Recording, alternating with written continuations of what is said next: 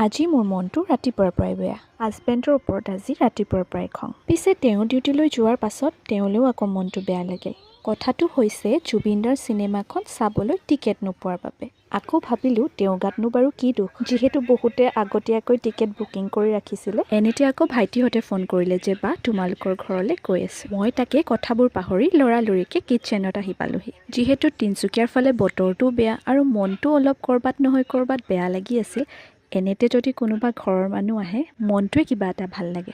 ভাইটিৰ লগতে ভণ্টিও আহিছিলে। আজি বাৰু মই আপোনালোকৰ ওচৰত ৰেচিপি শ্বেয়াৰ কৰা নাই, যিহেতু আজি শনিবাৰ আমাৰ ঘৰত নিৰামিষ খোৱা মানুহো আছে, মানে মোৰ মানুহজন। ইফালে আমাৰ বাইদেৱে ছাগলী আকৌ বৰ ভাল পায়। ভাত পানী খাই মেলি আমি সকলোৱে কথা পাতি লৈ এইফালে তাইক আমি থ'বলৈ বুলি ওলালোঁ। যিহেতু বহুত দিনৰ মূৰত লগ পোৱা দেখি কথা পাতি আমাৰ শেষ হোৱা নাছিল জানেনে। ইফালে তাইক থৈ আহি আমি ভাবিলোঁ যে ফুচকা খাই লওঁ, যিহেতু মোৰ খাবলৈ মন গৈছিল। আজিলৈ বাৰু আহিছোঁ, বা বাই।